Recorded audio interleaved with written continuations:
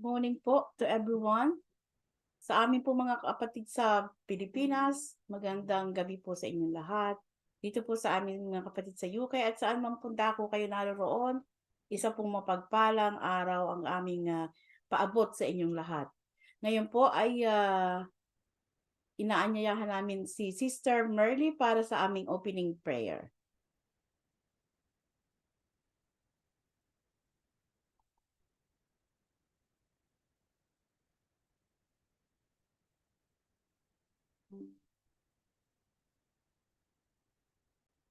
Sis, wala po kayong sound.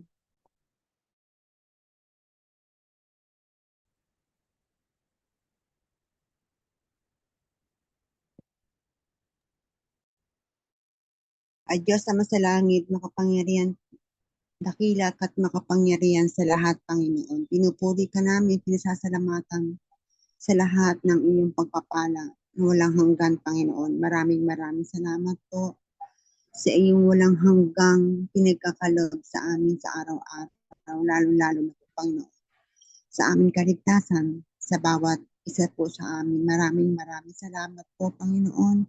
Hindi po kayo nawawalay sa amin, Panginoon.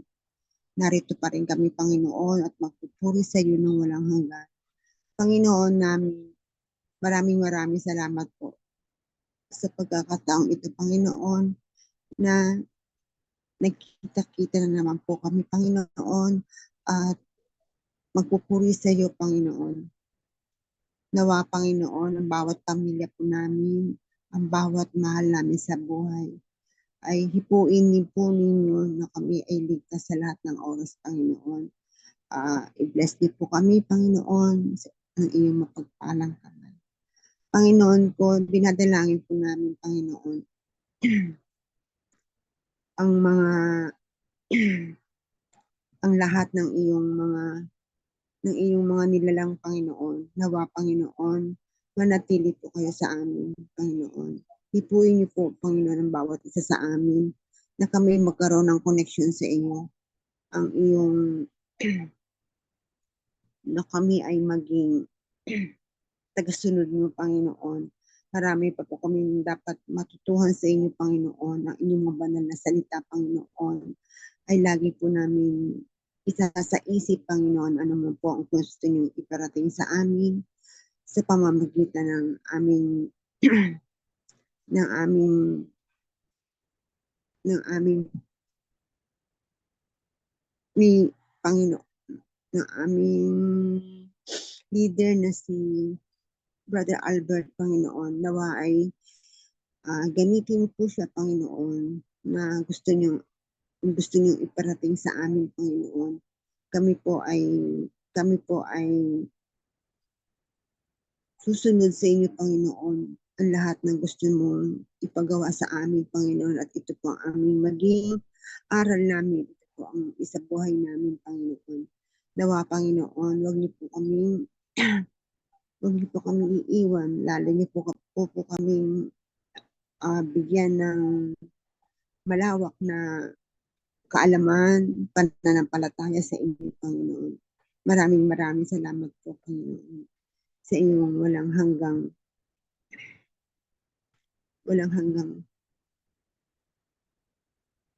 paggagabay sa amin, Panginoon. Dalangin po namin, Panginoon, ang lahat ng mga nawawala sa inyo, Panginoon. Hipuin niyo po sila, Panginoon. Nawa ay magkaroon sila ng ng oras sa inyo, Panginoon, at ng marami pa po silang dapat malaman ng tungkol sa inyo, Panginoon. Alisin niyo po sa kanila, Panginoon, ang pagiging makasarili at hindi marunong makipagkapwa, Panginoon. Nawa, Panginoon, manatili po kayo sa amin. Ito po ang aming panalangin. Hear all our prayers in mighty name of Jesus. Amen.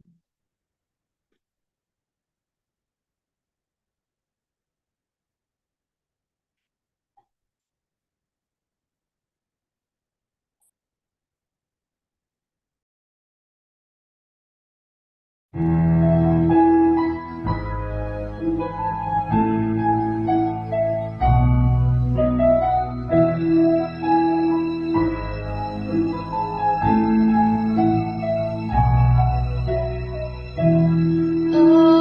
Father who art in heaven, hallowed be thy name.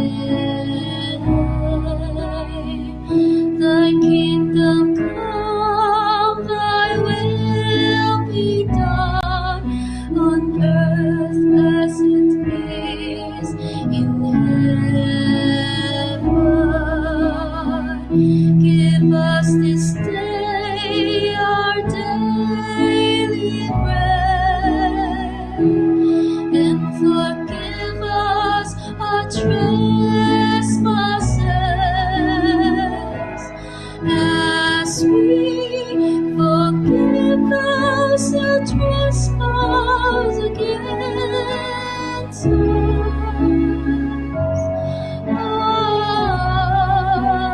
And lead us not into temptation, but deliver us from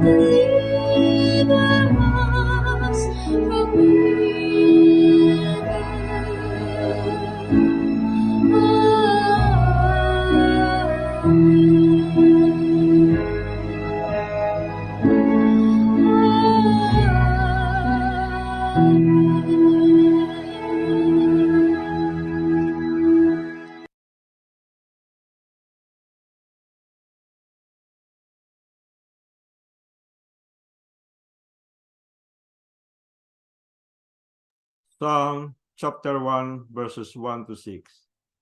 The way of the righteous and the wicked.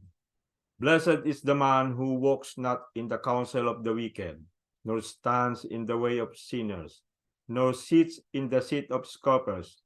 But his delight is in the law of the Lord, and on his law he meditates day and night. He is like a tree planted by streams of water, that yields its fruit in its season, and its leaf does not wither. In all that he does, he prospers. The wicked are not so, but are like chaff that the wind drives away. Therefore the wicked will not stand in the judgment, nor sinners in the congregation of the righteous. For the Lord knows the way of the righteous, but the way of the wicked will perish. This is the word of the Lord. Thanks be to God. Mga kapatid, let's sing Seek Ye First.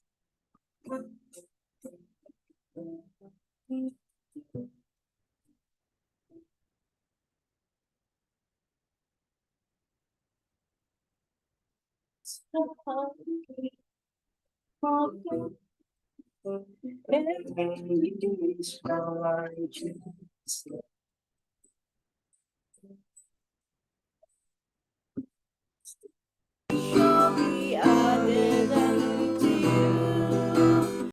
Alleluia, alleluia. Man shall not live by bread alone, but by every word that proceeds from the mouth of God. Alleluia, alleluia.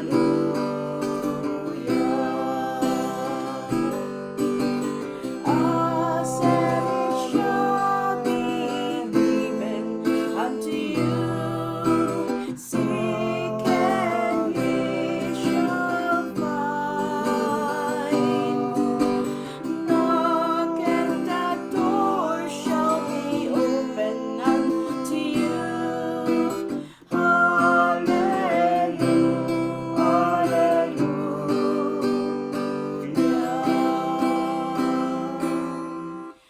Mga kapatid, ang ating po susunod ay ang inspirational talk ng aking brother husband. Isang mapagpalang araw po sa inyong lahat na mga nakikinig sa aking po mga kapatirang mga naririto sa gawain ito ng Panginoon. Ako po ay mag-share lang sa inyo ng kaunti, ayon po sa aking karanasan sa mga nagdaang taon dito po sa pagdalo ko sa gawain ito. Tunay nga po na napakatotoo ang salita ng Diyos doon po sa yung pong pagpo siya ating una nating hanapin ang kanyang kaharian doon po sa aklat ng Matthew 6:33. Babasahin ko po sa inyo. Ito po ang sinasabi. Ang sabi po rito, datapwat hanapin muna ninyo ang kanyang kaharian at ang kanyang katuwiran, at ang lahat ng mga bagay nito ay pawang idaragdag sa inyo. Base po sa aking karanasan o aming karanasan mag-asawa dito po sa pagtugon sa panawagan ng Panginoon, tayo po mga tinawag, nung po tayo tawagin, hindi po tayo perpekto. Wala pong tinawag ang Diyos sa perpekto. Ngunit sa pamamagitan po ng ating pakikinig at pagsasabuhay ng kanyang pangasalita, tayo po ay natututo. At doon po nababago ang ating buhay. Ngunit sa pananatili po natin sa ating gawain, sa gawain ng Panginoon, kagaya po ng aking karanasan, ay hindi po nawawala yung mga pagsubok sa buhay. Kasi kasama po yan sa naglilingkod. Sari-sari, kanya-kanyang uri ng pagsubok. Kagaya po namin bilang sabay na tinawag sa gawain, kami po ay hindi nawawala ng pagsubok sa buhay. Pagsubok sa pamilya, sa mga anak. Sa mga anak, iba-iba po ang klase ng pagsubok. Kung ilan po ang anak, yun po ang bilang ng pagsubok. Kami po ay napakalaki ng pagsubok. Ngunit hindi po ito siguro doon po sa iba. Kasi tayo po mga tinawag, hindi po tayo pare-pareho. Yung pong iba na pagka nalamang ang isang kapatid ay may problema gano'n na matagal na sa gawain, hindi nawawala ng problema, siguro po yun ang nagiging dahilan ng kanilang hindi pagtigil sa gawain. Pero sa totoo lamang po, kung tayo po ika nga po ng ating Panginoon doon sa aklat ng Mateo 24, doon po sa ito po ang sinasabi niya sa chapter 24 sa verse 13. Datapwat ang magtiis hanggang sa wakas ay siyang maliligtas. At sa 14, at ipangaral ang ebanghelyong ito ng kaharian sa buong sanlibutan sa pagpapatotoo sa lahat ng mga bansa, at kung magkagayoy darating ang wakas. Doon po sa kagaya ko po sa aking sarili, yung po mga pagsubok na dumarating sa aming buhay, ay hindi po ito nagiging sagabal sa aming paglilingkod. Kasi saan po kami pupunta kung kami po titigil sa paglilingkod? Kung kami po may mga problema, sino po ang aming makakasama? Ang Diyos, hindi tayo iiwanan ng Diyos kahit anong klase ng ating problema. At ako po yung naniniwala na ang ating Panginoong sinasamba ay mas malaki sa problema dinadala natin. Kaya kami po ay ganyan ang aming ginagawa. Kami po ay nagtitiis sa mga problema dumarating sa amin. Lahat po tayo may kanya-kanyang uri ng problema. Kaya ang aking pong payo sa inyo o sa mga nakikinig, manatili lamang po tayo sa pagninilay ng salita ng Diyos sa pakikinig, at doon po ay marami tayong matututunan. Actually, ang aming pong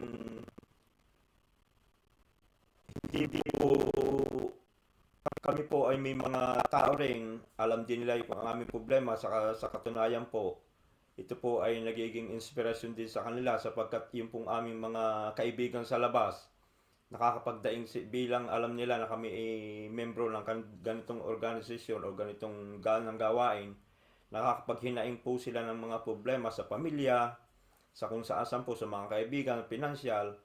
Pero yung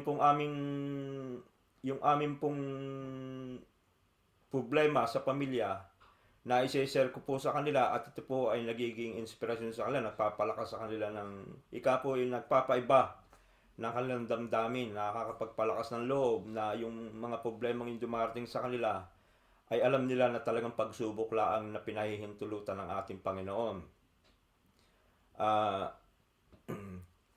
Ngunit kung tayo po ay panghihinaan at kung tayo po ay, kasi wala na po tayong mapapagtiwalaan, lalo dito sa sanlibutan ito, kung hindi yung aral ng ating Panginoong Hesukristo. Sapagkat kung tayo bibitiw, ay wala po tayong mararating, ika nga, sapagkat sa pagkakaalam ko po, ang misyon ng gawain ito ay ang tinatawag na pagliligtas ng kaluluwa, soul winning. Ika nga po, ang ating pong kaluluwa, ang ating, hindi po yung ating pagsikat o tayo makikilala, kung hindi ang ating pong ipinananatili dito ay yung maligtas tayo na sa bandang huli ay tayo ay makasama ng ating Panginoon Jesucristo sa kanyang pagbabalik. Kaya kami po'y kahit may kahit anong dumating na pagsubok sa buhay, ay kita na siguro napapansin niyo, hindi kami nung pong araw, kung minsan nakakapagsalita po ako, naiisip ko yung umalis na rin dito sa gawain. At yan po ay naidadayin ko sa aking asawa. Kung minsan i-share ko kay Brother Albert sa ating pinuno. Ngunit napapagnilayan ko rin po na saan pa ako pupunta kung ako ay tatalikod sa mga aral na talaga namang ako'y may natututunan.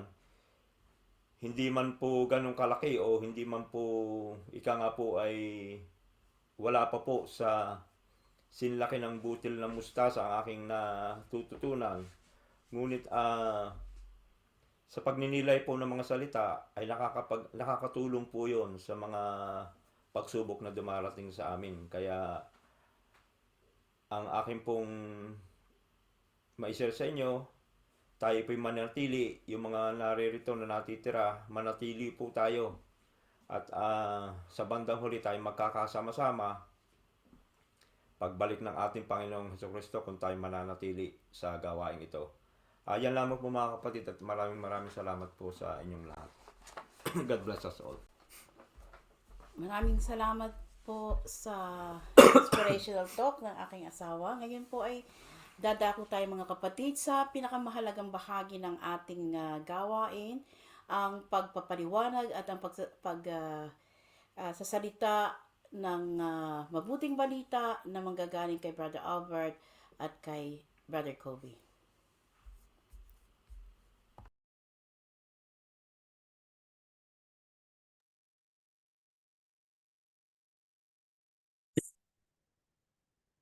Magandang araw po sa inyo mga minamahal na magulang at kapatid. Magandang gabi diyan sa ating mga kapatid sa Pilipinas at magandang araw naman dito sa ating mga kapatid sa UK. Ako po'y labis na nagpapasalamat sa Diyos pagkat kayo'y nananatiling naandyan kung bagaman tayo ay kaunti lamang, ay marami naman ang siguro'y nakakarinig sa labas nung ating mga itinuturo at inaaral. At ako'y nagpapasalamat na kahit na sa mga parte ng Africa ay nakakarating din pala tayo roon at mayroong mga taong nag-send ng kanilang message na gusto nilang umanib sa gawain. Naalaala ko kasi yung mga grupo ng pananampalataya na nagkaroon ng mga gawain sa iba't ibang lugar, hindi dahil sa nagpunta roon ng kanilang mga leader, kundi dahil sa nakarinig sila ng salita ay nagkaroon sila ng gawain sa dakong yun. Marami pong mga gawain yan na nagkaroon ng gawain sa iba't ibang bahagi ng daigdig at nagkaroon ng grupo roon, hindi dahil sa sila'y pinuntahan, kundi dahil sila'y nakarinig at na sila'y makarinig, tinanggap sila ng grupo bilang miyembro ng gawain at naging kabahagi ng kanilang gawain. Alam po ninyo mga kapatid, wala naman akong ibang nais na ibahagi sa gawain kung hindi dahil gawa ng pera, hindi dahil gawa ng para maging sikat, sapagkat kung pera at pagiging sikat ang aking hinahangad, ay siguro ay hindi ako umalis sa dati kong grupo na kinaaaniban noon, sapagkat noong panahong yon ay may bayad yung preaching. Pero ngayon po ay walang ni isang sentimo akong tinatanggap at ang natatanggap ko pa ay mga problema ko minsan sa gawain. Kaya gusto ko ibahagi sa inyo mga kapatid na nakalagay sa Biblia na ito ang dapat nating maging motibo sa loob ng gawain. Nakalagay po yon sa aklat ng 2 Corinthians chapter 4 verse 13. Ito po sinasabi. 2 Corinthians chapter 4 verse 13.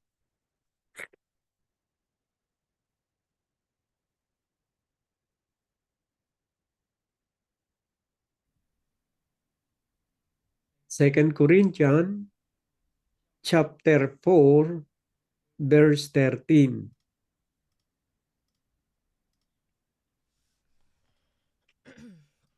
Pakibasa mo, Kobe. Since we have the same spirit of faith, according to what has been written, I believe and so I spoke. We also believe and so we also speak. So, yan po sinasabi sa 2 Corinthians. Since we have the same spirit of faith, according to what has been written, I believe and so I spoke. We believe and so we also speak. Ang dahilan po ng aking pagsasalita at pangangaral ay dahil po sa aking pananampalataya sa Diyos. At ito naman ang talagang dapat na maging motibo ng bawat isa sa atin sa gawain ito. Na tayo ay nangangaral, nakikinig, nakikiisa sa gawain dahil sa ating pananampalataya sa Panginoon. At ako'y nagsasalita dahil sa aking pananampalataya sa Diyos. Since we have the same spirit of faith, according to what has been written, I believe and so I spoke. We believe and so we also speak. So iyan po ang dahilan ng ating pagsasalita, ng ating pangangaral, na dapat ang ating pagsasalita sa gawain ito ay bunga ng ating pananampalataya sa Diyos batay sa kanyang mga aral. Now, my dear brothers and sisters, sa gawain po ay kagaya ng binabanggit ni Brother Randy tungkol sa mga pagsubok na dumarating sa buhay. Kagaya po ng aking sinabi noon, may dalawang klase ng pagsubok na dumarating. Na kung minsan namin misinterpret natin na yun ay pagsubok na galing sa Diyos. Meron pong pagsubok na ating ginawa. Kaya tayo nakakaranas ng mga hirap, nakakaranas tayo ng mga iba't ibang bagay na masasakit sa ating buhay dahil sa ating pagsuway sa salita ng Diyos. Basahin po natin sa aklat ng 1 Peter chapter 2 verse 20. Ito po sinasabi. 1 Peter chapter 2 verse 20. Pakibasa mo, Kobe. For what credit is it if, when you sin and are beaten for it, you endure? But if when you do good and suffer for it, you endure, this is a gracious thing in the sight of God. Oh, yan po mga kapatid, anong halaga? For what credit is it if when you endure, So, Kobe, when you sin, i-compress mo nga ng kaunti para makita ko. Hindi ko makita ng buo yung talata. Kaunti pa. For what credit is it if when you, ano yun? when you sin When you sin and are beaten for it, you endure. But if when you do good and suffer for it, you endure, this is a gracious thing in the sight of God. Kung minsan yung pagsubok na ating nararanasan ay ating naibibintang pa sa Diyos. Pero kung minsan tayong ligawa. Like for example, doon sa mga naramdamang sakit. Meron po kasing sakit na dahil sa ating kapabayaan. Halimbawa po, ay kain ka ng matamis, nagkaroon ka ng diabetes, ay pagkatapos na ikaw ay meron ng diabetes dahil sa everyday na iyong pagkain ng matamis, pagkatapos isisisi natin sa Diyos, mali po yun.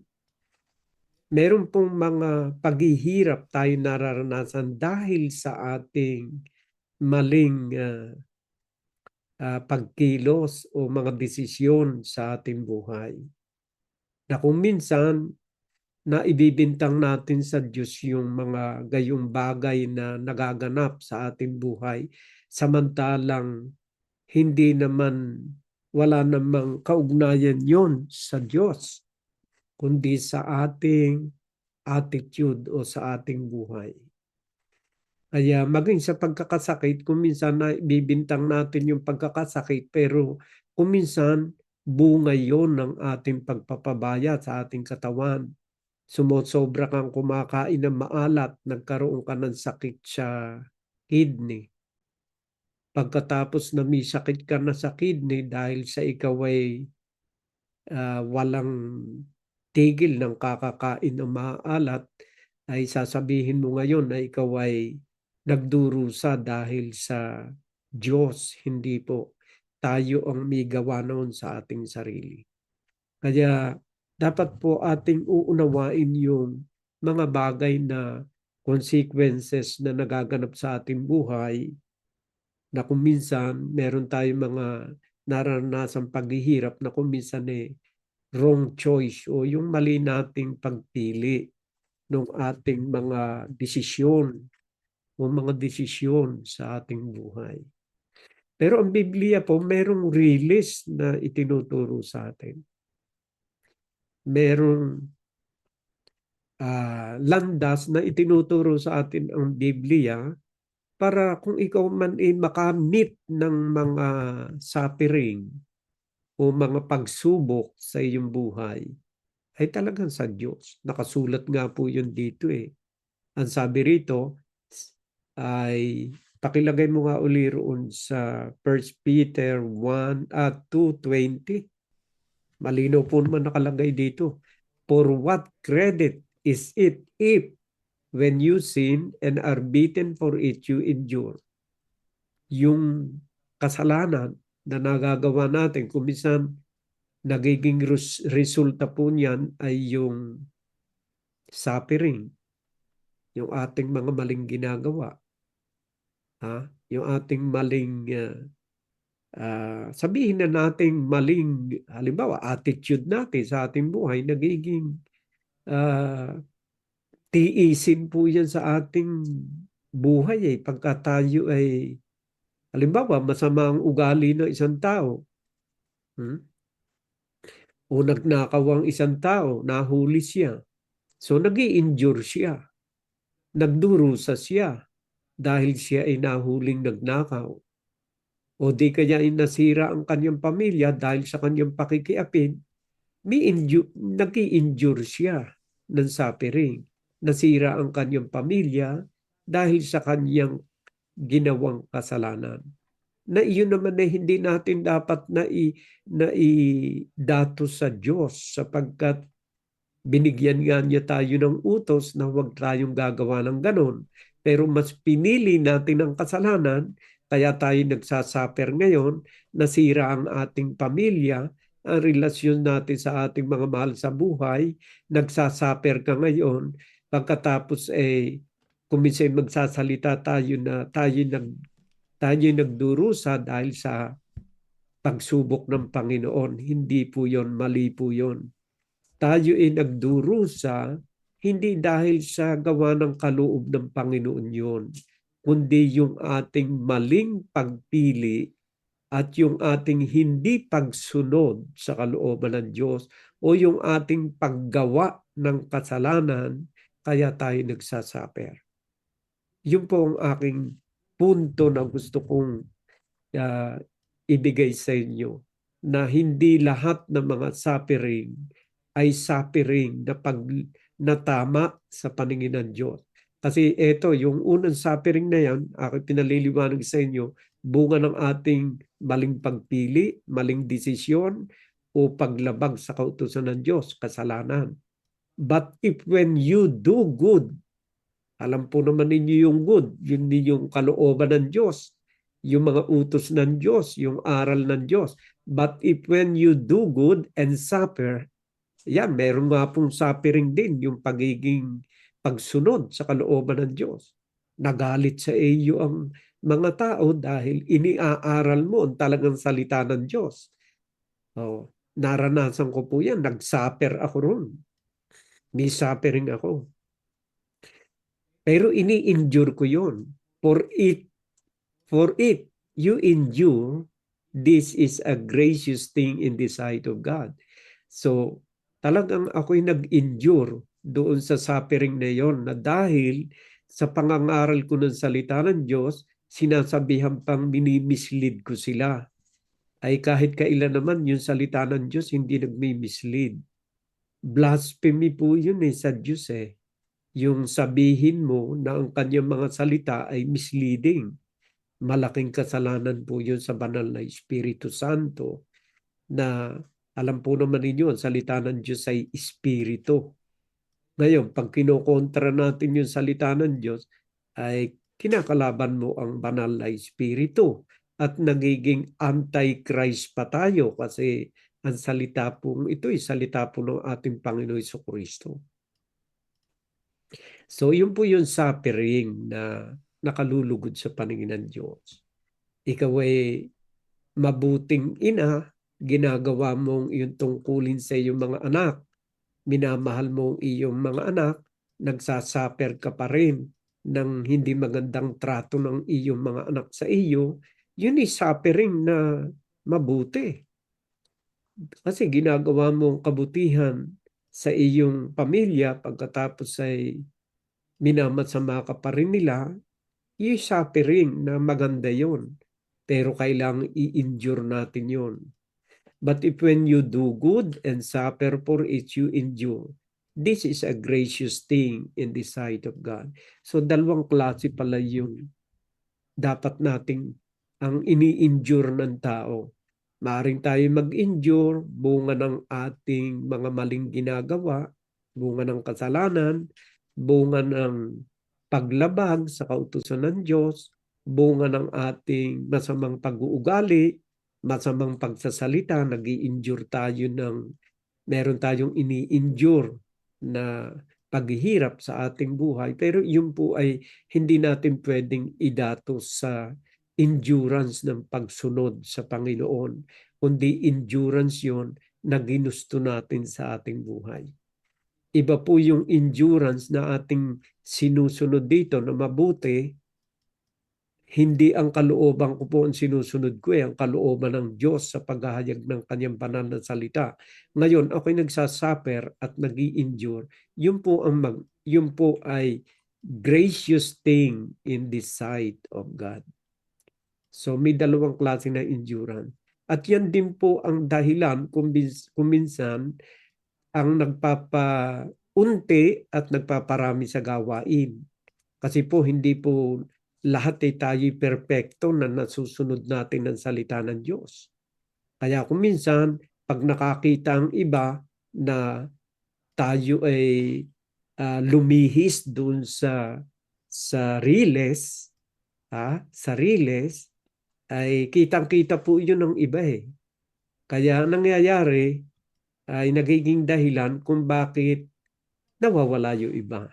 Nakuha tayo. Ano ba yung release na binabanggit ko na dapat nating lakaran para itong mga iba, lalo na po yung mga mahihina ang pananampalataya, ay huwag silang, ibig ko sabihin ay masaktan ng kalooban. Ano ba yung release na sinasabi ko na dapat nating sundin kung tayo ay narito sa loob ng gawain?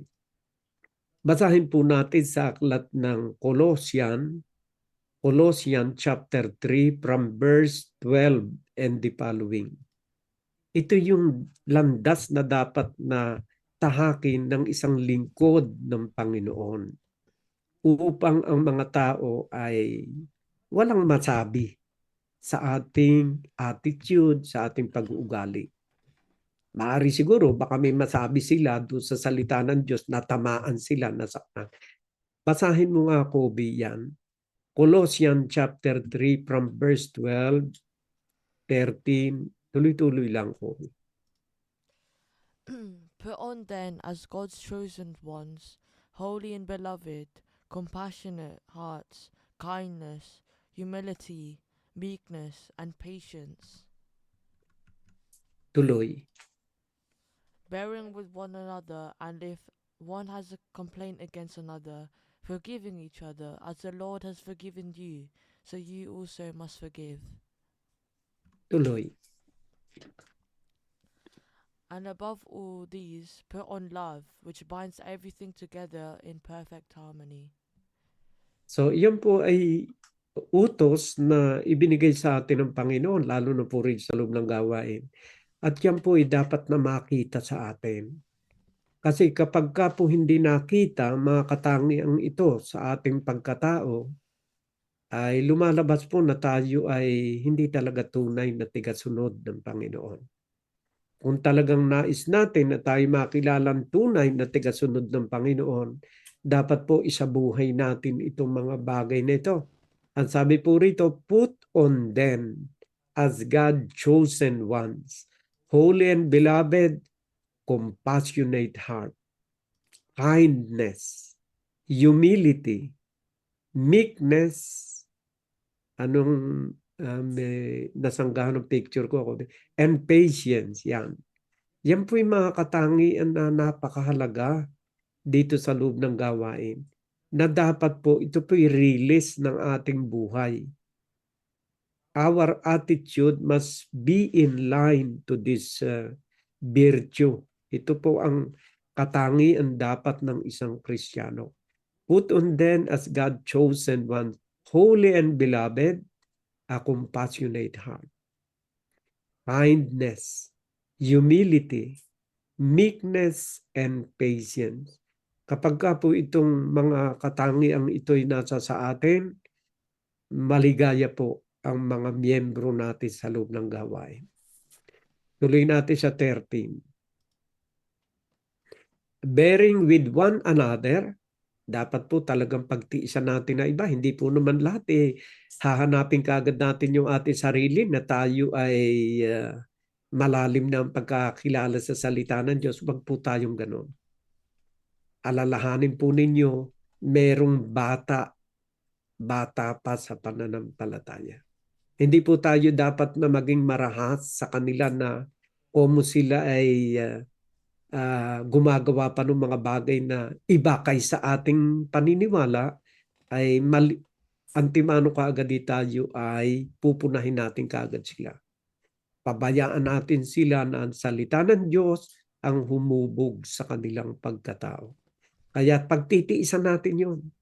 Bearing with one another, and if one has complained against another, forgiving each other, as the Lord has forgiven you, so you also must forgive.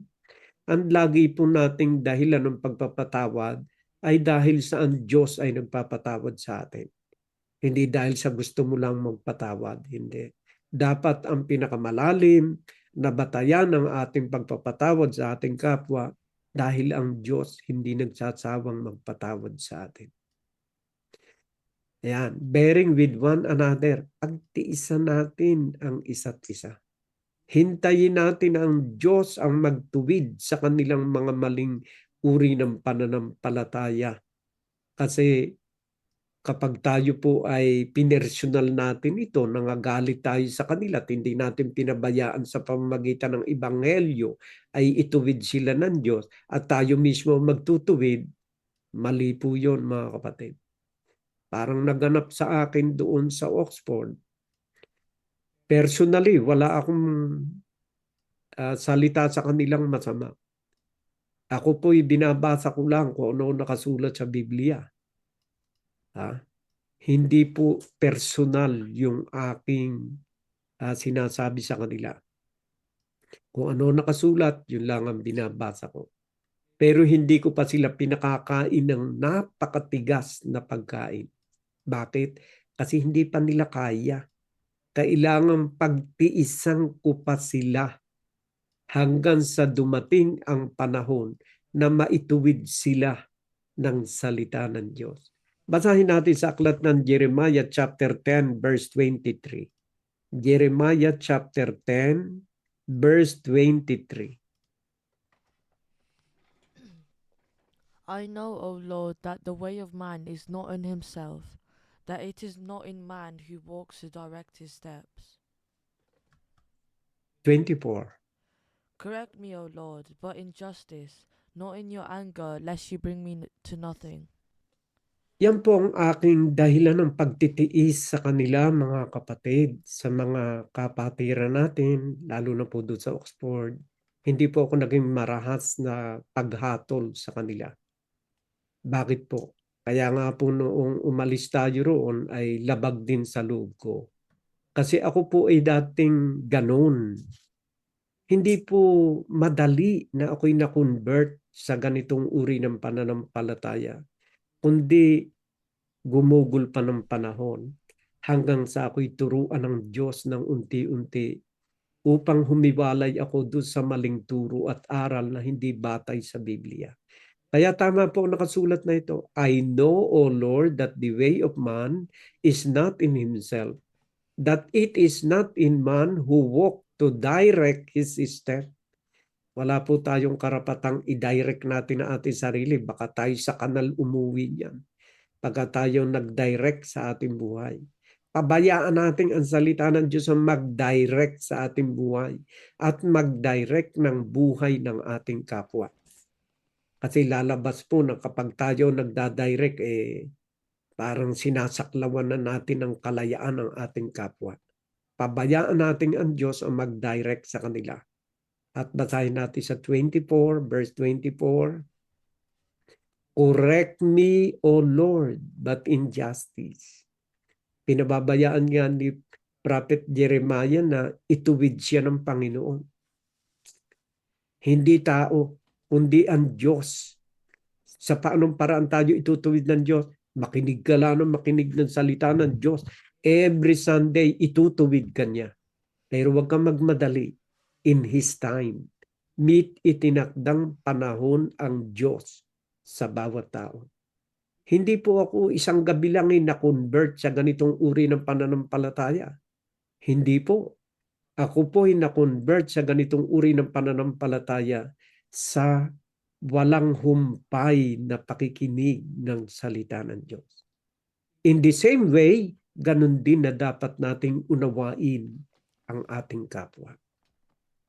Sapagkat kung tayo po ay magsasarili sa ating pananampalataya, nilalabag natin ang utos ng Diyos. Ang sabi po rito, correct me, O Lord. Bayaan natin ang Diyos ang magtuwid at tayo na may walang sawang nangangaral ng salita ng Diyos every Sunday. But in justice, not in your anger. Kaya nga pinagbabawalan tayong magalit kapag ang isang kapatid ay medyo mali yung kanya kaysa sa atin, ay huwag kang magagalit. Huwag mo pagsabihan siya ng masakit at ng matigas. Pabayaan natin ang Diyos. Hindi naman siya naalis sa gawain. In due time, babaguhin siya ng Diyos. Be compassionate. Kailangan tayo maging compassionate. Understanding. Maging mahabagin. Kasi iniligtas tayo ng Diyos. Dapat magkaroon din tayo ng habag sa iba na gusto rin ng Diyos na siya'y iligtas. Pero in His time, kung siya ay patuloy na makikinig. Kaya ako ninanais kong pasukin ang ibang mga simbahan upang masunod ko ang utos ng Diyos. May utos kasi ang Diyos Hindi lang sapat na tayo lamang, my dear brothers and sisters. Otherwise, lalabagin natin ang utos ng Diyos. Ay ano ba ang utos ng Diyos? Basahin natin sa aklat ng Mateo 28, versikulo 19 at saka 20. Pakilagay mo nga, Kobe. Anong sabi po rito? Pakibasa mo, Kobe. Go therefore and make disciples of all nations, baptizing them in the name of the Father and of the Son and of the Holy Spirit. Sabi po rito, sige, tuloy mo pa. 20. Teaching them to observe all that I have commanded you, and behold, I am with you always to the end of the age. Ibalik mo uli sa 19. Go therefore and make disciples of all nations. Ito ba'y utos? Utos po ito, mga kapatid, sa kanyang mga alagad. At kung ikaw ay alagad din ng Panginoon, utos din to sa iyo o sa atin. Go therefore and make disciples of all nations. Humayo kayo sa sanlibutan at gawing alagad ko ang lahat ng bansa. Kapag tayo ay lumalabas, mga kapatid, at naghahangad ng mahikayat ang iba para maligtas din sila at makapakinig ng salita ng Diyos, tumutupad tayo sa utos na ito ng Panginoong Jesucristo. Go therefore and make disciples of all nations. It is a command. Utos po ito. Ako ngayon natutuwa doon sa dating grupong kinaaanibang ko. Bakit? Kasi dumami ang mga cell group nila, hindi dahil sa si Brother Mike ang pumupunta sa iba't ibang lugar. My dear brothers and sisters, ni sa kanilang pag-outreach, sinasamahan sila ni Brother Mike, hindi po. Ang kasama nila ay ang Diyos at sila ay mga ordinaryong miyembro, kaya lumitaw ang iba't ibang uri ng cell group. Naalaala ko rin yung kay Brother Eli. Nagkaroon sila ng mga grupo sa Africa. Hindi dahil sa siya pumunta sa lugar na yon, kundi dahil sa mga Afrikano yung nakarinig ng salita ng Diyos. Tagalog pa nga raw ay tinatranslate ng YouTube sa English. Kaya naintindihan ng mga Afrikano at nagkaroon ng gawain doon ang Church of God in Church of God. Kaya pagsunod po yun sa utos, go therefore and make disciples of all nations. Utos po yan ng Diyos. At ayaw naman ng Diyos na tayo ay yung sarili lang natin, yung ating ililigtas. Ayaw niya ng ganun. Gusto niya ay hangarin natin na makapagligtas ng ating kapwa.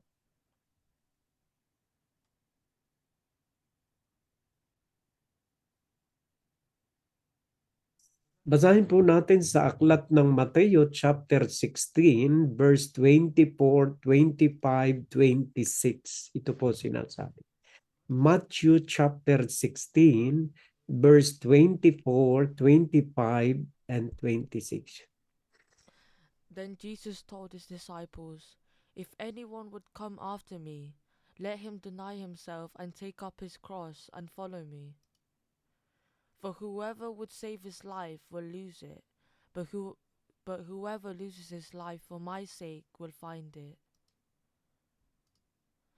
For what will it profit a man if he gains the whole world and forfeits his soul? Or what shall a man give in return for his soul? For the Son of Man is going to come with his angels in the glory of his Father, and then he will repay each person according to what he has done." So iyan po ang sinasabi ng Panginoon Jesucristo. Balik natin doon sa 24. Ang sabi po rito ay ganito. Then Jesus told his disciples, "If anyone will come after me, let him deny himself and take up his cross and follow me." Alam po ninyo yung cross na binabanggit dito, ito yung suffering. Suffering as a disciple of God, as a disciple of Christ. Yung mga suffering na ating nakaharap noong nakakaraan doon sa gawain. Ito po yung cross ng Panginoong Jesucristo. Yung suffering, pakikiisa sa cross o suffering ng ating Panginoong Jesucristo. Kasi yung mga salita po ng ating Panginoong Jesucristo naging dahilan kung bakit siya ipinako sa cross. The same thing, ganun din ang ating mararanasan. Tayo ay itinatakwil ng ating kapwa dahil binabasa natin kung ano yung sinabi at itinuro ng ating Panginoon Jesucristo. Then Jesus told his disciple, "If anyone will come after me, let him deny himself." Talikdan ang kanyang sarili and take up his cross and follow me. Kasi dapat yan ang panahon na kakalimutan natin yung mga personal na hangarin natin sa gawain. Ating taglayin ang suffering, yung paghihirap ng ating Panginoon Jesucristo sa pag-iibanghelyo, sa pangangaral ng salita ng Diyos. At yun nararanasan ko. At sa verse 25, ito po sinasabi. For whoever would save his life. Kaya hindi po dapat na tayo tayo lang eh. Kasi parang kung hindi tayo lalabas, ay parang sarili lang natin ang gusto nating maligtas. For whoever would save his life will lose it. But whoever loses his life for my sake will find it. So talagang kailangan paggamit tayo sa Diyos upang tayo makahikayat ng tao sa labas at maihatid natin sa paanan ng Diyos para sa ikaliligtas ng kanilang kaluluwa. Kailangan nating lumabas tayo sa ating sarili. Lumabas tayo upang tayo maghikayat. At ang aking hiling sa ating mga kapatiran ay ganoon. Alam ko mahirap naman talaga yan eh.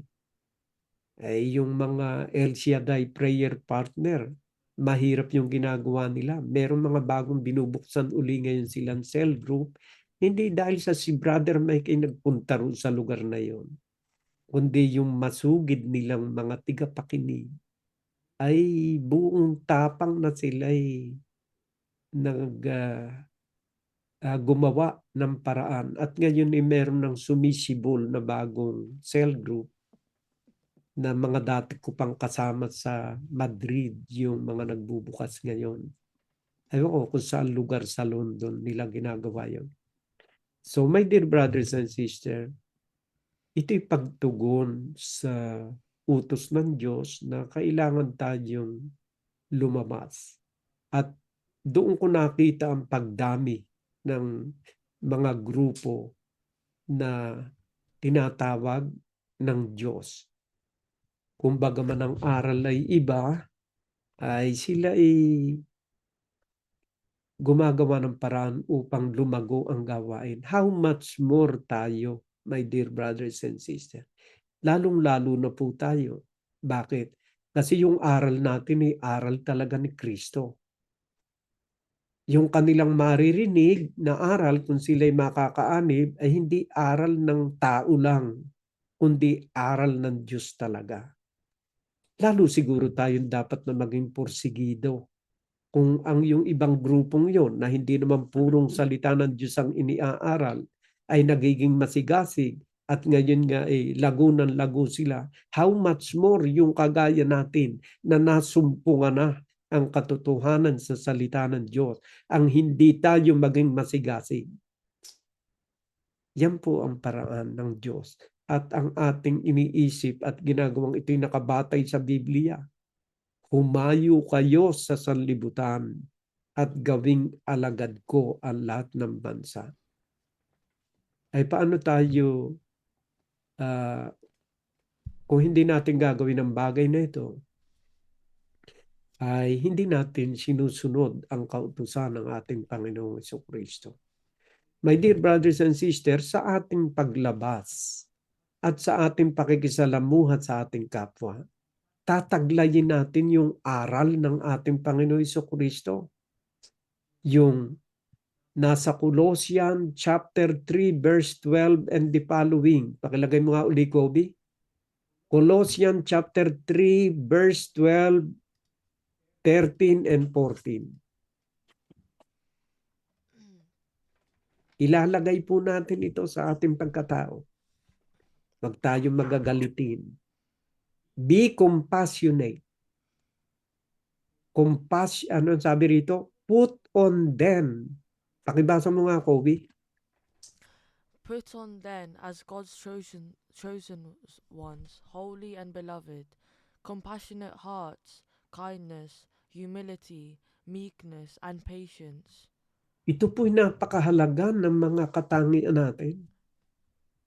Kasi pag wala po ito, yung mga katangian ito, ay lalabas po na tayo ay mga false prophet. Basahin po natin sa aklat ng Titus, chapter 1, verse 16. Ito po sinasabi. Lalabas po pag hindi natin isinabuhay yan, ay tayo ay hindi karapat-dapat na maging lingkod ng Diyos. Pakibasa mo, Kobe. They profess to know God, but they deny Him by their works. They are detestable, disobedient, unfit for any good work. So kapag hindi natin pinractice yan, yung mga sinasabi roon sa Colossian, ay lalabas po na hindi tayo unfit for any good work. Ang sabi rito, they profess to know God. Pero kung ang ating attitude, yung ating pag-uugali ay taliwas doon, ay lalabas po ay parang nababanggit natin yung na Diyos, pero itinatakwil naman natin sa ating mga ginagawa, sa ating pagkilos, pagsasalita at ginagawa. They profess to know God. Yes, talagang tayo pinakikilala nila na talagang sila sa Diyos. But they deny Him by their works. Pero itinatatwa ng kanilang mga pag-uugali, yung kanilang mga ginagawa. They are detestable, disobedient, hindi sinusunod kung anong aral ni Kristo, unfit for any good work. Pagka po kasi hindi natin sinusunod yung aral ni Kristo ng pagiging compassionate, merciful, pag-ibig, tayo po ay unfit for any good work. Marami pong mga dahilan sa loob ng gawain. Ang isa, kaya rin po naalis dahil sa salita ng Diyos. It's okay kung sila'y naalis. Actually po sa akin pong pangangaral, wala po akong tinutuligsa na ibang uri ng pananampalataya. Ang akin po'y kung ano nakasulat, yun ang aking binabasa.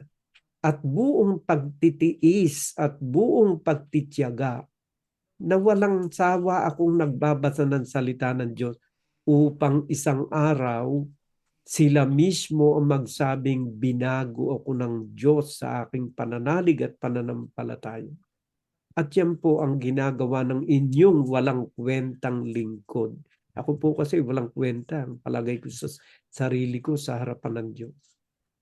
Unworthy servant.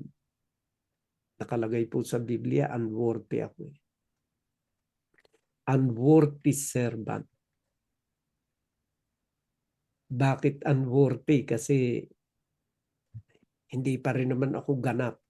Pero hanggat magagawa ko, sinusunod ko ang pagiging mabait, mabuti, maunawain sa aking kapwa.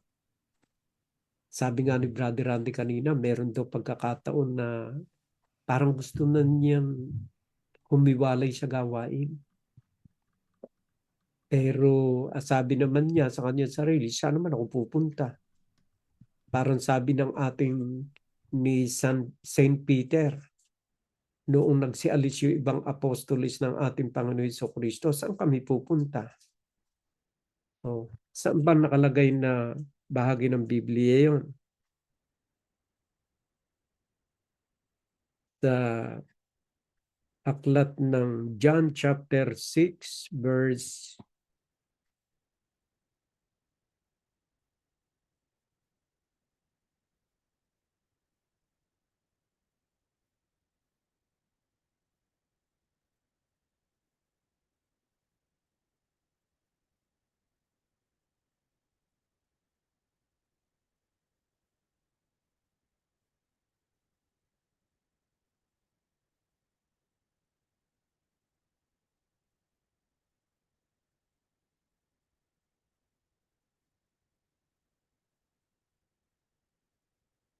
dito sa aklat ng John chapter 6 po yun nakalagay.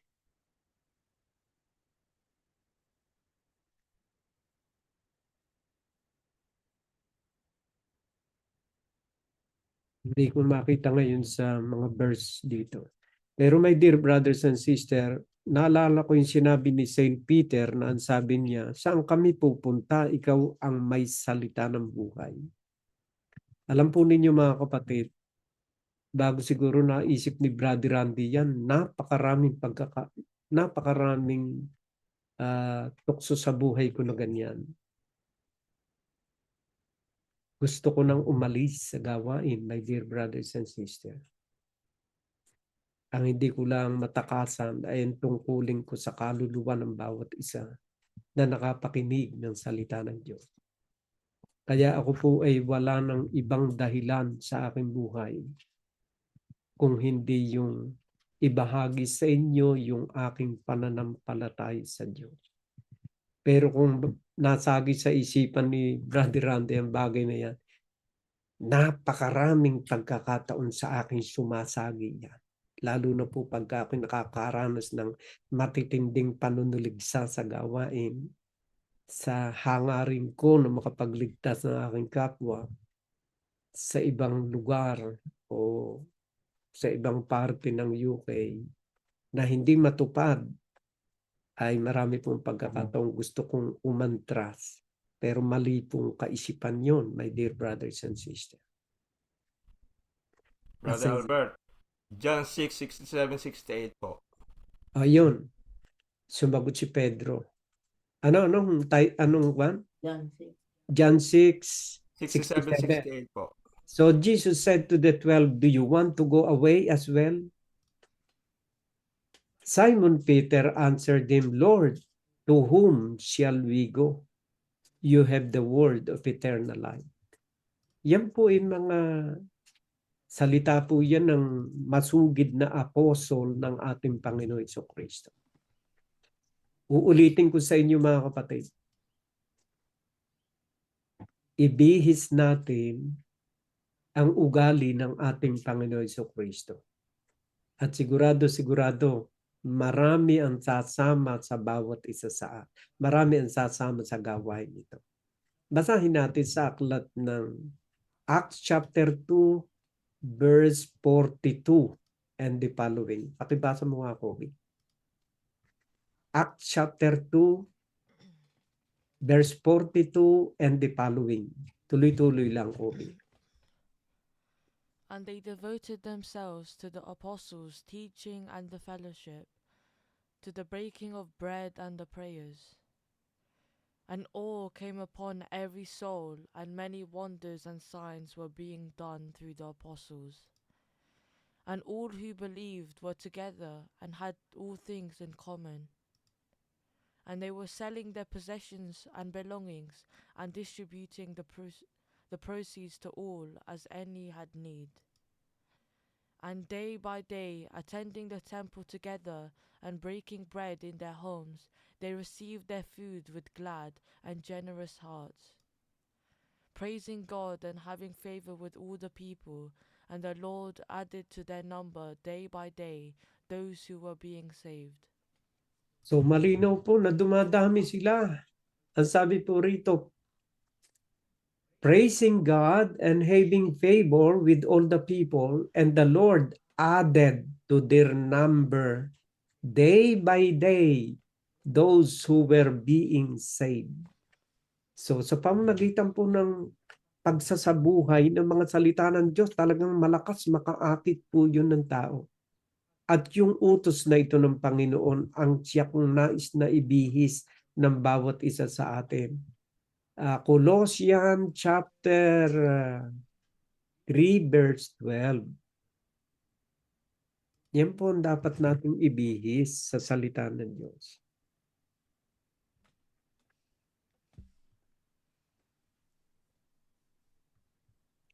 Put on then, as God chosen ones, whole and beloved, compassionate heart. Maging compassionate tayo, kindness, humility, meekness, and patience. Dapat po ay talagang ibihis natin yan sa ating pagkatao. Huwag nating kalilimutan yan. Be compassionate. Be kind. And be humble. Yan ang yung mga katangian na malakas makaakit yan ng mga tao nakapaligid sa atin. Actually nga, ginagawa natin yan pagka tayo merong mga charity. Yung ating pagiging compassionate heart. Ginagawa natin yan. Bakit? Ay kapag meron mga misakit na mga tao, diyan nairal yung ating pagiging compassionate. Nagiging mahabagin tayo sa ating kapwa. Kasi yan po ay katangian ng Diyos. Ang Diyos ay compassionate to each and every one of us. So we must also be compassionate with other people. Kung paano tayo kinakahabagan ng Diyos, dapat din na tayo maging mahabagin sa ating kapwa. Kabaitan, kababaan, kailangan po huwag tayong mataas. Kailangan tayo mabait sa lahat. Mga katangian po yan na nais ng Diyos na ating isabuhay araw-araw. Habang tayo ay nakikipag-usap sa ating kapwa at humihikayat upang tayo ay humihikayat sa gawain, ay dapat makita po mga katangian ito. Huwag nating hanapin kaagad yung laki at lalim ng ating pananampalataya sapagkat darating po yun sa kanila kapag sila ay hindi tumigil ng pakikinig sa salita ng Diyos. Meron tayong dapat na ibihis sa ating pagkatao at yan ay yung kabihisan ng ating Panginoon Jesucristo. Alisin na natin yung dati nating masamang pag-uugali. Basahin natin sa aklat ng Ephesians chapter 4 verse 22. Ito ang dapat nating ibihis sa ating pagkatao.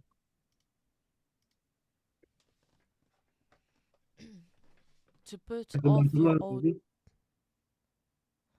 off your old self, which belongs to your former manner of life and is corrupt through deceitful desires. Tuloy.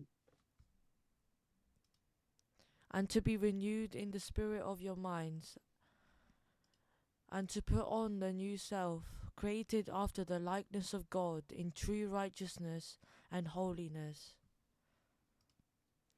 Therefore, having put away falsehood, let each one of you speak the truth with his neighbor, for we are members one of another.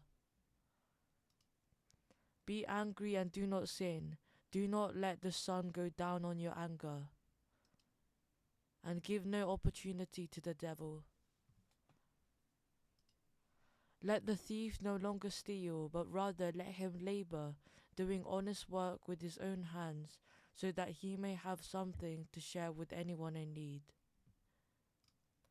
Let no corrupting talk come out of your mouths, but only such as is good for building up, as fits the occasion, that it may give grace to those who hear. And do not grieve the Holy Spirit of God, by whom you were sealed for the day of redemption. Let all bitterness and wrath and anger and clamour and slander be put away from you, along with all malice. Be kind to one another, tender-hearted, forgiving one another as God in Christ forgave you.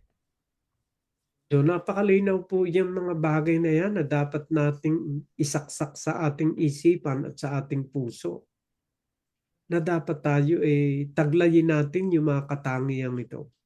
At ako po'y naniniwala na kung ating tataglayin yung mga katangiang ito ng mga katangian po yan ng mga Kristiyano noong unang panahon. At kung tayo ay naniniwalang tayo mga Kristiyano ng bagong kapanahunan, dapat po ay taglayin natin yung mga katangiang yan. Ilagay natin sa kaibuturan ng ating puso, maging bahagi ng ating buhay. At ako po'y naniniwala na lagi tayong sasamahan ng Diyos sa lahat ng ating mga hangarin sa ating buhay.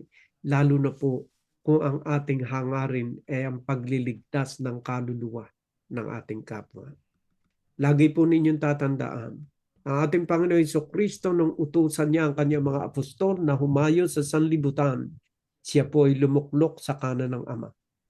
At nang ibigay ang utos na ito sa mga apostoles, sila pong lahat ay nagsiyao at lumakad sa kani-kanilang lakad. Naghiwa-hiwalay sila upang saan man dako sila ihatid ng kanilang mga paa ay makahikayat sila ng mga kaluluwang may yahandog sa paanan ng Diyos. Kung tayo po'y mga Kristiyano sa ating kapanahunan, utos din po ito sa bawat isa sa atin. At kung tayo i-ignore natin ang mga utos na ito ng ating Panginoon Jesucristo at ang hahangarin natin ang iligtas lamang ang ating sarili, tayo po ay nagkakamali sa landas na ating tinatahan. Sa araw pong ito, ang dalangin ko, nawa po'y yung mga magagandang katangiang ito ay siyang maghari sa kaibuturan ng ating puso. Malakas pong impluensya yung ating pag-uugali, yung ating mga attitude. Basahin po natin sa aklat ng 1 Peter chapter 3 from verse 1 to 5. Ito po ang sinasabi. Likewise, be subject to your own husbands, so that even if some do not obey the word, they may be won without a word by the conduct of their wives. When they see your respectful and pure conduct. Do not let your adorning be external, the braiding of hair and the putting on of gold jewelry, or the clothing you wear. But let your adorning be the hidden person of the heart, with the imperishable beauty of a gentle and quiet spirit, which in God's sight is very precious. For this is how the holy women who hoped in God used to adorn themselves, by submitting to their own husbands. So hanggang dyan na lang, Kobe. Balik mo sa verse 1.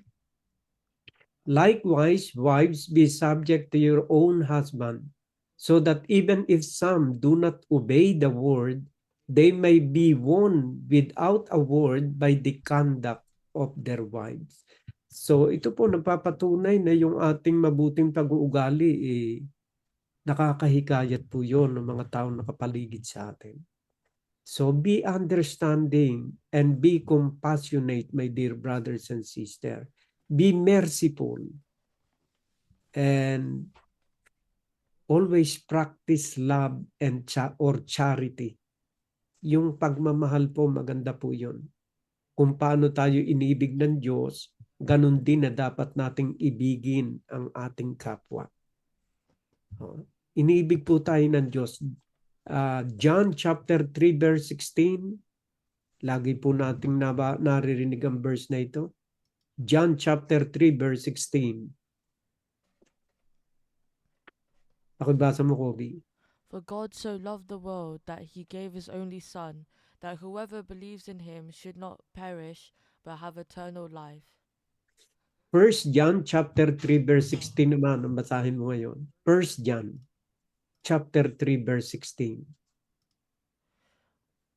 By this we know love, that he laid down his life for us, and we ought to lay down our lives for the brothers. So malinaw po ito. By this we know love, that he laid down his life for us, and we ought to lay down our lives for the brothers. So kailangan tayo kumilos. May ipinagagawa sa atin ang Panginoon. Merong assignment na ipinagagawa sa atin ng Diyos. And that is go into the whole world and preach the gospel to every creature. O gawing alagad ko ang lahat ng bansa. Humayo kayo sa sanlibutan at gawing alagad ko ang lahat ng bansa. Yan po'y utos, my dear brothers and sisters. That is a command that we should not ignore. Kapag inignore natin yun, natin ang utos na ito, we are not a true Christian. At kagaya na nasabi ko sa inyo, isusuot natin ang pagkataong bago at yan ay ang pagkatao ng ating Panginoon Jesucristo. Compassionate heart, being merciful, pagiging mahabagin, matiisin sa iba't ibang uri ng anggulo ng ating buhay. Habang tayo ginagamit ng Panginoon, makita nawa sa atin ang mabubuting katangiang ito bilang isang tunay na Kristiyano. Mga minamahal na magulang at kapatid, naway ang pag-ibig at ang kapayapaan ng ating Panginoon Jesucristo ang siya maghari sa bawat isa sa atin. Amen.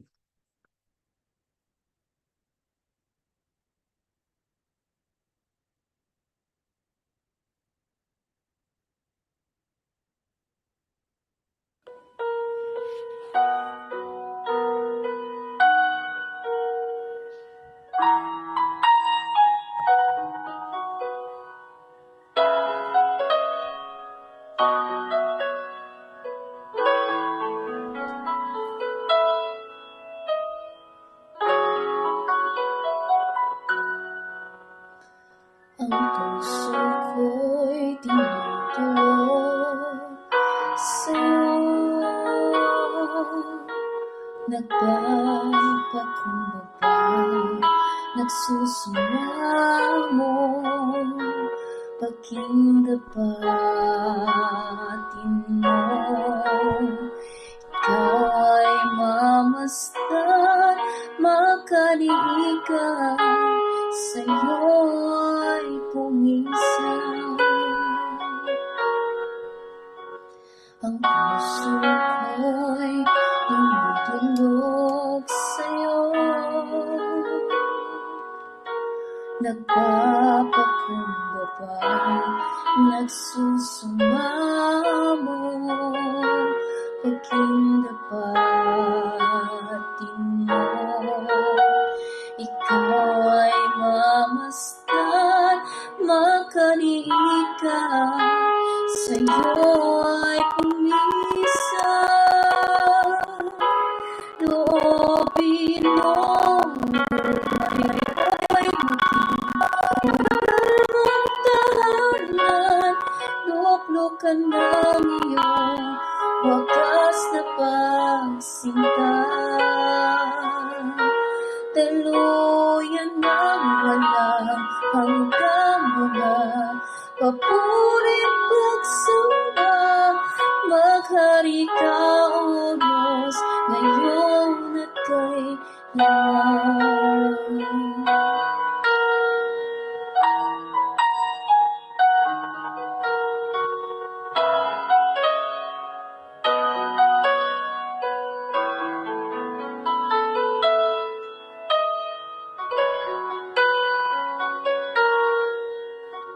Ang puso ko'y tinutulog sa'yo,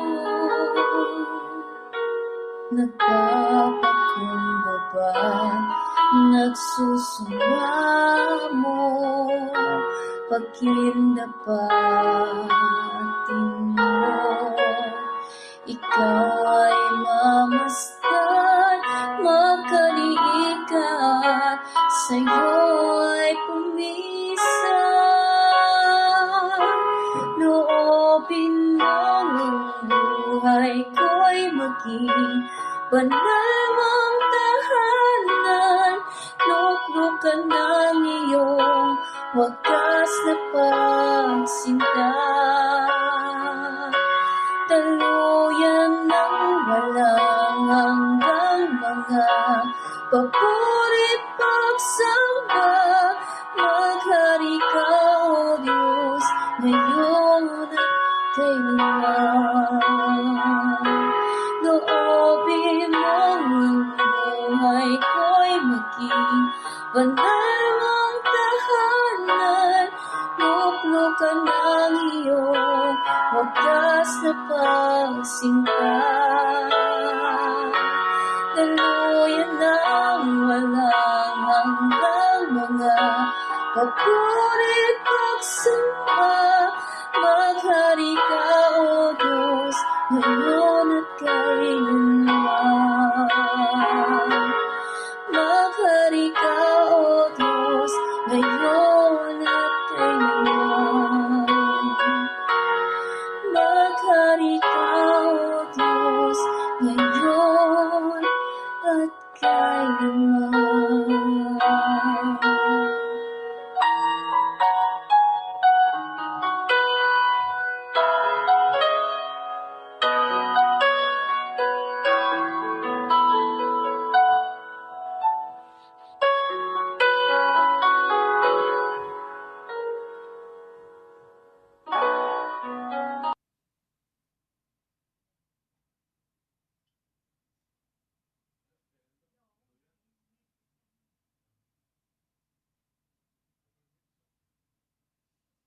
Sis, wala po kayong sound. Nagpapasalamat po kami, Panginoon, sa araw na ito, Panginoon, dahil muli na naman po namin nagampanan ang aming gawain, Lord, dito sa Church of God in Christ Jesus, Panginoon. Maraming salamat po, Lord, at muli na naman po kami nagkasama-samang nakikinig ng inyong mga banal na salita, Panginoon, sa pamamagitan ni Brother Albert, Panginoon. Itinataas ko po siya sa inyo, Panginoon, na naway bigyan niyo pa siya ng mas marami pang kaalaman, Panginoon, para po makasaliksik pa siya ng mas marami pa, Panginoon, na inyong mga banal na salita na kanyang masaliksik, Panginoon, para po iyang may bahagi niya sa amin, Panginoon. Nagpapasalamat po ako, Lord, sa kapatid namin ito dahil sa tiyaga niyang nagsasaliksik, Panginoon, ng inyong mga banal na salita, Panginoon. Itinataas ko po siya sa inyo, Panginoon, naway bigyan niyo siya ng lakas, Panginoon. Ilayo niyo po siya sa kapahamakan, Panginoon, at sampu ng kanyang pamilya, Lord. Itinataas ko po sa inyo, Panginoon, ang lahat ng aking mga kapatid dito sa Church of God in Christ Jesus, Panginoon. Bigyan niyo po kami lahat, Panginoon, ng kalakasan, Panginoon, at ilayo niyo po kami sa kapahamakan, Panginoon. At nagpapasalamat din po kami sa lahat ng mga blessings na aming natatanggap sa araw-araw, Panginoon. Pati na po, Panginoon, sa paggabay ninyo sa amin, sampu ng aming mga pamilya, Panginoon, pati mga pamilya namin sa Pilipinas, Panginoon. Itinataas ko po sa inyo, Panginoon, ang aming bansa, Panginoon. Naway wala na pong kalamidad, Panginoon, na darating pa, Panginoon, at gabayan niyo po, Lord, ang mga taong nakakaranas ngayon ng mga kalamidad, Panginoon. Huwag niyo po silang pababayaan, Lord. Iligtas niyo po sila, Lord. At ilagay niyo po sa kanilang kaisipan, Panginoon, na naway na nandyan kayo palagi, Panginoon, na nakasubaybay sa kanila, Lord. Hipuin niyo po, Panginoon, ang kanilang mga puso at kanilang mga isip, Panginoon. Maraming salamat po, Panginoon, sa inyong kabutihan, Panginoon. At naway ang lahat ng aming mga kapatid, Panginoon, dito sa Church of God in Christ Jesus na nagsialis, Panginoon, naway isang araw, Panginoon, magsibalik sila at muling makinig ng inyong mga banal na salita. Maraming salamat po, Lord, sa araw na ito, Panginoon. sa lahat ng inyong mga kabutihan, Lord. Gabayan niyo po kami, Lord, lalo na po ako, Lord, sa aking trabaho, Panginoon. Gabayan niyo po ako, Panginoon, bigyan niyo po ako ng mas marami pang pasyensya para magampanan ko po ang aking trabaho dito sa aking inaalagaan na matanda, Panginoon. Huwag niyo po kaming pababayaan, Lord, at naway mas marami pa kaming mga kaluluwa, Panginoon, na maakay at makinig ng inyong mga banal na salita, Panginoon. Hinihiling ko po, Panginoon, na naway isang araw lahat ng aming pamilya, Panginoon, ay magkaisa kaming lahat para po makinig ng inyong mga banal na salita. Maraming salamat po, Lord, sa inyong kabutihan, Panginoon. Kayo po ang aming Panginoon na aming sinasamba, Panginoon. Wala na pong ibang sinasamba namin na kataas-taasan, kundi kayo po, Lord. Maraming salamat po, Lord, sa pagbabago ninyo sa aming mga buhay, Panginoon. At naway sa taong ito, Panginoon, na aming kakaharapin, Panginoon, ay wala kaming dadanasin na mga kalamidad, Panginoon, at mga pagsubok, Panginoon. Maraming salamat po, Lord, sa lahat ng mga blessings, Panginoon. In Jesus' mighty name I pray. Amen. Mga kapatid, let's sing Thank You, Lord. I come before you today, and there is one thing that I want to say. Thank you, Lord. Thank you, Lord, For all you've given to me, for all the blessings that I cannot see. Thank you, Lord. Thank you, Lord. With a grateful heart, with a song of praise, with an outreach arm, I bless your name. Thank you, Lord. I just want to thank you, Lord. Thank you, Lord. I just want to thank you, Lord. Thank you, Lord. For all you've done in my life, You took my darkness and gave me your light. Thank you, Lord. Thank you, Lord. you took my sin and my shame. You took my sickness and healed all my pain. Thank you, Lord. Thank you, Lord. With a grateful heart, with a song of praise, with an outreach arm, I bless your name. Thank you, Lord. I just want to thank you, Lord. Thank you, Lord. I just want to thank you, Lord. Thank you, Lord.